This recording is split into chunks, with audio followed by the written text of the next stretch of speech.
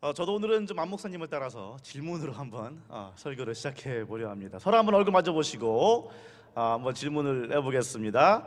경건생활 잘하고 계십니까? 네, 묻기도 그렇고 답하기는 더한 그런 질문이죠. 하나만 더 해볼까요? 지난주에 성경 읽으셨나요? 몇 번 읽어도 아니고 몇 번이 아니고 그냥 지난주에 성경 읽어보셨습니까? 질문해 볼까요? 네, 할렐루야. 네. 성도님들, 하나님께서 우리와 소통하기 위해서 주신 것이 하나님의 말씀, 곧 성경인 줄로 믿습니다. 그리고 경건 생활에 있어서 가장 핵심적인 것 두 가지를 꼽자면 보통 기도 그리고 성경일 텐데, 기도는 우리가 어쨌든 뭐 새벽 기도로 나오든지 어떻게 하든지 잘 하게 되는 것 같은데 성경만큼은 참 안 읽게 되는 것 같습니다. 저는 이제 모태신앙이다 보니까 어릴 적부터 어머니한테 성경 이야기를 줄곧 들으며 자라왔습니다. 그리고 또 제가 국민학교 저학년 때, 초등학교 저학년 때 어머니가 아직까지 기억나요. 다 표지랑 다 기억나는데 3권짜리 만화로 된 성경을 사주신 적이 있어요. 그거를 제가 보고 또 보고 했던 기억이 있습니다. 그리고 이제 중학교 3학년 때 제대로 예수님을 만난 후에도 그때 이제 저 혼자 와서 새벽마다 일어나가지고 성경 보고 기도하고 열정적으로 그렇게 했던 기억이 있어요. 우리 모두에게 어쨌든 뭔가 좀 성경에 이렇게 꿀송이처럼 달았던 적이 있었으리라 생각이 됩니다. 그런데 문제는요, 그것이 과거의 일이라는 거죠. 그냥 기억으로 내가 한때 그랬었지, 내가 한때 그렇게 성경을 잘 읽었고 재밌었고 즐거워했지, 그렇게 기억으로만 남아있다는 것이 그 현실이 문제겠지요. 지금도 계속해서 성경을 열심히 읽으시고 성경 속에서 삶의 방향을 찾으시는 성도님도 계시다면 감사합니다. 그리고 존경합니다. 그러나 대다수의 우리들한테 성경이라는 책은 그냥 주일 아침에 되면은 딱 들어가지고 먼지 한번 딱 털고 가지고 오든지, 아니면 그냥 와서 그냥 여기 저기 뒤에서 그냥 가지고 오든지, 그런 뭐 책, 성물 요 정도가 되어버린 지 오래입니다.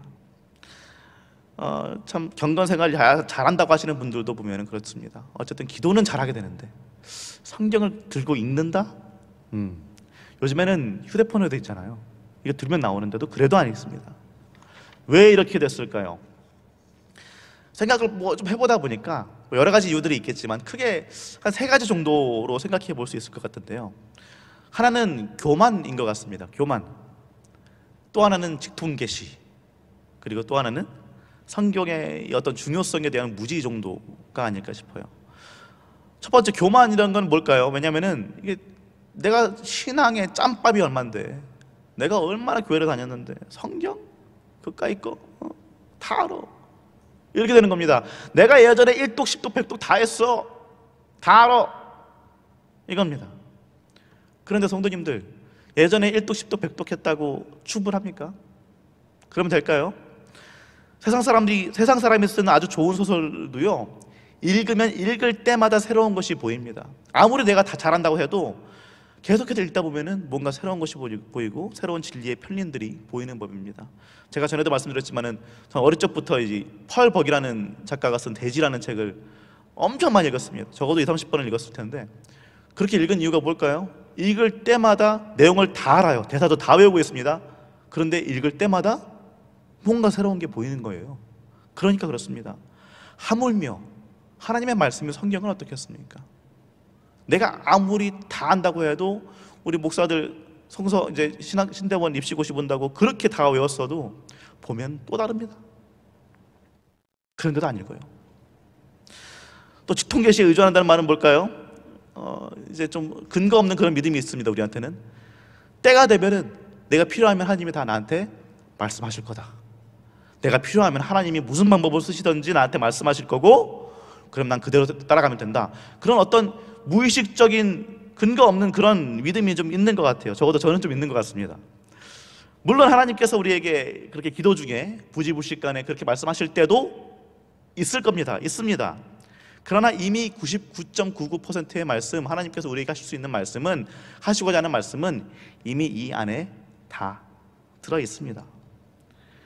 우리가 하나님의 뜻을 구한다고 기도만 한다고 하면은 하나님께서 참 답답해하지 않으실까 하는 생각도 들어요. 야, 좀 봐라. 다 있어.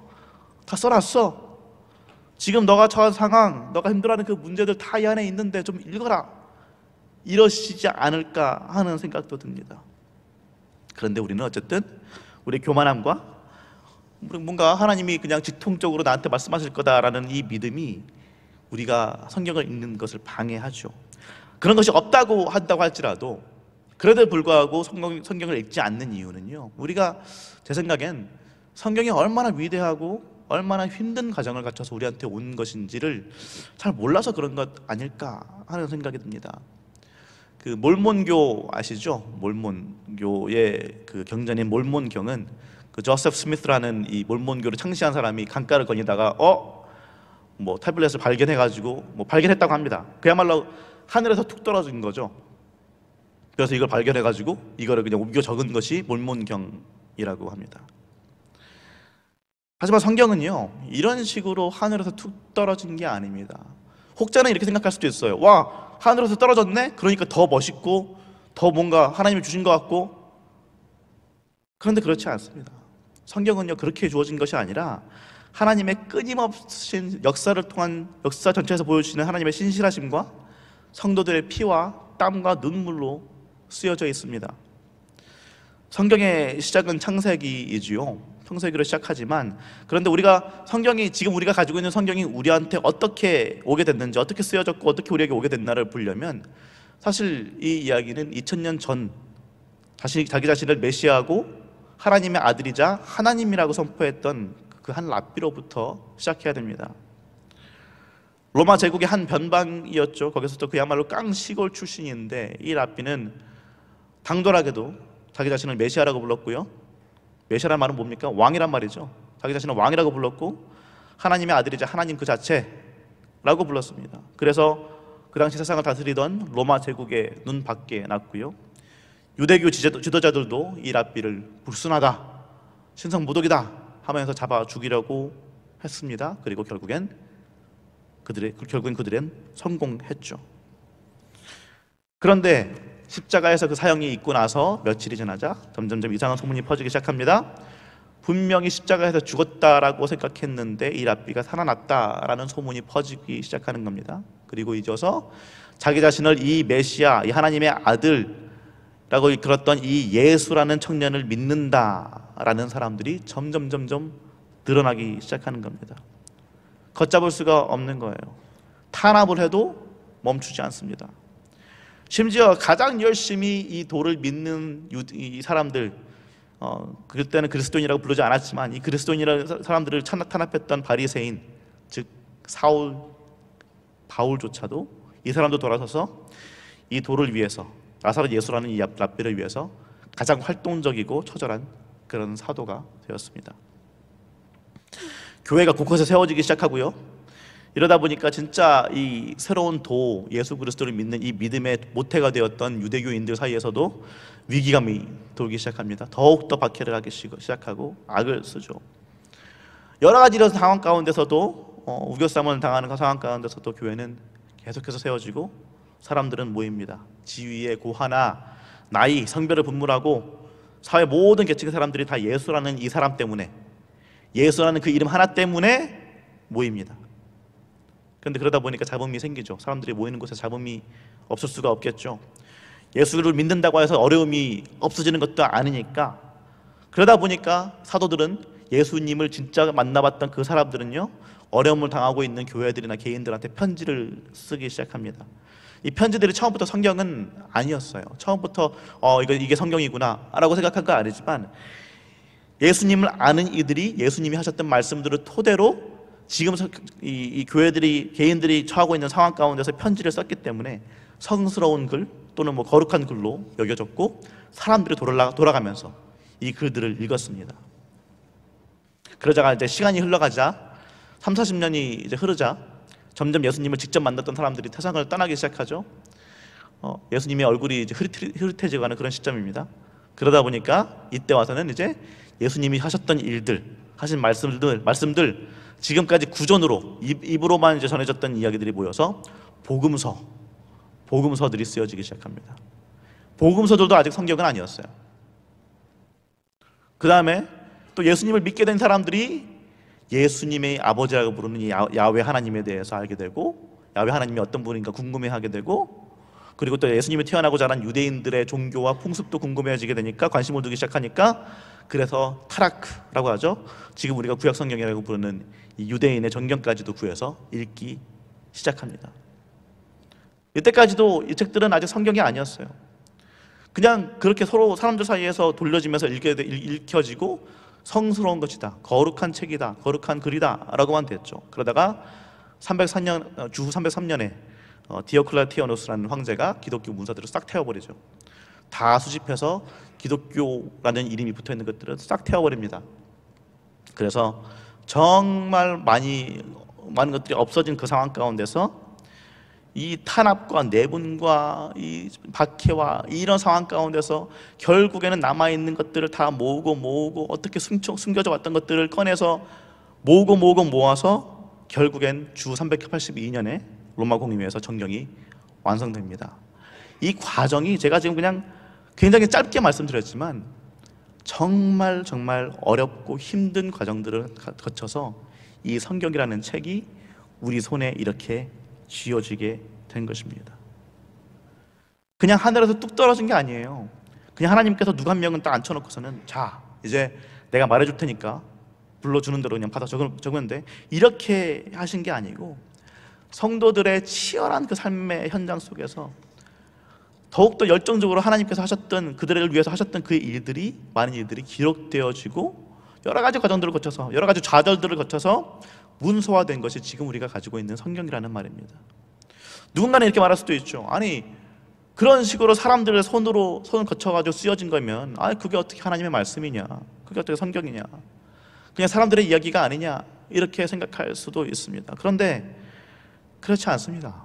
오히려 이렇게 치열한 인간의 삶 속에서 일어난 일들을 가지고 하나님께서 하나님의 말씀을 삼으셨기 때문에, 그렇기 때문에 성경이 더욱더 위대한 것입니다.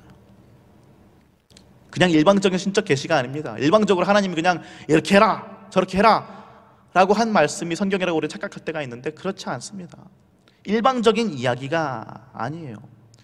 우리가 사는 이 세상, 예나 지금이나 상관없이 똑같이 혼란하고 무지하고 정말 폭력적이고 이 어지러운 이 세상 가운데서 이 세상 같이 우리와 함께 살던 이들이 어떻게 태초부터 계셨던 말씀이신 예수님을 만나고 그분을 통해서 삶이 바뀌어지고 세상이 어떻게 그분 때문에 바뀌었는지를 그들의 삶을 통해서 보여주는 것이 이 성경이라는 책입니다. 그냥 2000년 전에 하늘에서 뚝 떨어진 말씀이 성경이다라고 하면 지금 2000년이 지나서 대한민국 땅을 살아가는 우리한테는 별 상관이 없을 수도 있습니다. 그냥 옛날 어느 한 시점에 하나님이 이렇게 말씀하셨구나 하고 넘어갈 수 있을지도 모르죠. 그런데 말씀 하나님께서 우리 때문에 이 땅에 오시고, 그리고 그분과 함께 밥 먹고 자고 삶을 나누던 많은 이들이 결국엔 교회가 되어서 작은 예수처럼 치열한 세상 속을 정말 열심히 피와 땀과 눈물을 흘리면서 살아냈기 때문에, 그리고 그 이야기들이 모여서 성경이 되었기 때문에 우리가 지금 성경을 읽어야 한다라는 겁니다. 그렇기 때문에 이 성경이라는 말씀이, 성경이라는 책이 지금 이 삶을 살아가는 우리에게, 당장 우리에게도 계시가 되어줄 수 있다는 겁니다. 우리 삶의 방향키가 되어줄 수 있다는 것이에요. 그냥 일방적인 계시가 아니라, 일방적인 말씀이 아니라 그 말씀대로 살아가려고 처절하게 노력한 이들의 이야기이기 때문입니다. 탐 라이트라는 성공의 신부이자 신학자인 분이 이런 글을 쓴 적이 있는데요. 제가 이제 영어로 봐가지고 제가 나름 그냥 번역한 것을 읽어드릴게요. 이렇게 해야 됩니다. 5막을 잃어버린 연극이 있다고 가정해 봅시다. 처음 4막은 있는데, 처음 4막은 있어요. 연극 대본이 있습니다. 그런데 5번째 막이 없어졌습니다. 그래서 그 5번째 막을 즉흥적으로 구성해서 연기하는 것이 배우들의 역할입니다. 이 과정에서 배우들은 처음 4막에 대한 지식과 극작가에 대한 이해를 바탕으로 연극의 성격에 맞게 5막을 완성해야 합니다. 그들은 이 드라마, 즉 아직 끝나지 않은 이 드라마에서 자신이 알고 있는 것들을 토대로 여러 가지 것들을 각색하고 연기해내야 합니다. 그리스도인과 교회의 역할은 성경 속에 드러나는 하나님의 역사와 하나님의 본성에 따라 하나님이 만드신 역사라는 연극의 이 5번째 막을 살아가는 것입니다. 무슨 말인지 좀 이해가 되실까요? 지금 우리는 대본 없는 연극 속에 살아가고 있는 것과 같다라고 말하는 거죠. 탐 라이트가 이렇게 첫 4막을 이렇게 나눴는데요. 1막은 창조, 2막은 퇴락 혹은 타락, 3막은 이스라엘, 4막은 예수 그리스도와 교회입니다. 이 연극 대본은 다 이 성경 속에 있습니다. 이제 우리는 우리에게 주어진 이 대본을 가지고, 이 성경을 가지고 완성된 대본이 없는 제5막, 하나님 역사의 제5막을 살아내야 한다는 겁니다. 그냥 우리 마음대로 그냥 할 수 있는 게 아닙니다. 그냥 내 마음대로 1막에서 4막까지 읽고선 5막은 그냥 내 마음대로 해야지 라고 그러면 그거는 제대로 된 연극이 아니죠. 1막에서 4막까지 이야기가 이 안에 정말 있다면 우리는 이 책을, 이 성경을 정말로 잘 탐독하고 연구해서 원작자가 지금 5막에서 원하는 것이 무엇인지, 바라는 것이 무엇인지, 그리고 그 5막을 살아가는 우리는 어떻게 지금 해야 하는지, 어떻게 살아가야 되는지를 발굴해내고 어떻게 해서든지 그렇게 살아내려고 몸부림쳐야 된다는 말입니다. 그러니 성도님들, 읽는 것으로 끝나지 않습니다. 읽는 것이 중요하다고 지금까지 말씀드렸지만 그냥 읽는 것으로 끝나지 않습니다. 그냥 눈앞에 있는 성경이라는 이 책을 그냥 글로 읽고서 이해하고 가끔씩은 그렇구나 하고 감동받고 눈물도 흘릴 수 있고요. 그런데 그렇게 해서 끝나는 것이 아니에요. 오늘 말씀 야고보서 1장 22절 한번 같이 읽어보겠습니다. 너희는 말씀을 행하는 자가 되고 듣기만 하여 자신을 속이는 자가 되지 말라. 아멘. 아까 계속해서 말씀드렸지만 이렇게 험난한 과정을 거쳐서 우리에게 온 이 성경이라는 책을, 이 성도들의 피와 땀과 눈물이 어린 이 책을 우리가 어떻게 그냥 읽어만 보고 그렇구나 하고 넘길 수 있겠습니까? 그들의 유지를 이어받아야 되겠죠. 하나님께서 그들과 함께 하시며 꿈꾸셨던 그 하나님의 나라를 위해서 우리도 지금 계속해서 움직여야 되지 않겠습니까? 경건생활이라는 것은요, 참된 경건생활, 슬기로운 경건생활이라는 것은 그냥 예배 참석하고 기도하고 한 번씩 성경 들어서 읽고 이러고 끝나는 것이 아닙니다. 경건생활이라는 것은 그냥 내가 받아들이기만 해서 끝나는 것이 아닙니다. 이 생활, 삶 속에서 나타나는 어떤 복음적인 움직임이 없다면, 직접적인 행동이 없다면 참된 경건생활이 아닙니다. 야고보서 1장 27절 말씀 같이 읽어봅니다. 하나님 아버지 앞에서 정결하고 더러움이 없는 경건은 곧 고아와 과부를 그 환난 중에 돌보고 또 자기를 지켜 세속에 물들지 아니하는 그것이니라. 아멘. 그렇다면 참된 경건이 무엇일까요? 고아와 과부를 돌보고 자기를 지켜 세속에 물들지 아니하는 것이라고 합니다. 무슨 말입니까? 내 머릿속 세상에서 벗어나는 거예요. 그냥 내 삶에 내가 익숙한 그 반경에서 벗어나는 겁니다. 내가 익숙하지 않을지 몰라도 현실 속으로 뛰어드는 것입니다. 실제로 이 세상 속에 있는 고난을 바라보고, 실제로 이 세상에 존재하는 불의를 마주보고 그 가운데서 하나님의 나라를 외치면서 예수 그리스도를 섬기고 성령을 소유한 자로서 당당하게 이 땅 가운데서 그 나라를 살아내는 것입니다. 사랑하는 성도님들, 그렇기 때문에 우리는 성경을 읽어야 되는 줄로 믿습니다. 그 시작이 성경을 읽는 것입니다. 그 처절한 몸부림들이, 성도들의 몸부림들이 성경 안에 고스란히 있습니다. 우리는 그들의 몸부림을 읽으며 그것에 대해서, 그 증언들에 대해서 읽으며 우리도 함께 몸부림칠 수 있기를 바랍니다. 그렇게 해서 우리가 성경의 제5막을 살아낼 때에 우리의 힘을 다하여서 성경 제1막, 2막, 3막, 4막에서 나왔던 이야기들을 토대로 이 5막을 우리 나름대로 모든 힘을 다해 살아낼 때에 하나님께서 우리를 모른 척 하시지 않을 것입니다. 우리 안에 내주하고 계시는 성령 하나님께서 우리를 그냥 내버려 두지 않으실 것입니다. 우리를 고아와 같이 내버려 두시는 것이 아니라 우리를 붙잡으시고 우리를 일으켜 세우시고 우리와 함께 그 길을 같이 걸어가시리라 믿습니다. 그러니 사랑하는 성도님들, 어렵겠지만 힘들지만 읽으십시오. 집어들고 읽으시고 그 말씀에 있는 내용대로 나의 삶을 바꾸어 나갈 수 있는 그런 성도님들 모두가 되시기를, 우리 모두가 되기를 예수님의 이름으로 축원합니다. 기도하겠습니다. 우리를 사랑하시는 아버지 하나님, 이 성경을 통하여 우리에게 말씀하시고 응답하시니 감사합니다. 이 성경이 우리에게 얼마나 소중한 것인지 알게 하셨으니 더더욱더 힘을 다하여서 읽게 하여 주시고, 우리가 읽는 것에서 멈추는 것이 아니라 읽은 대로 행할 수 있는 힘과 의지를 허락하여 주옵소서. 그렇게 우리가 몸부림칠 때에 하나님 우리를 버리지 않으시고 우리와 함께 하시며 우리를 도우실 줄로 믿습니다. 감사합니다. 우리 주 예수 그리스도의 이름으로 기도합니다. 아멘.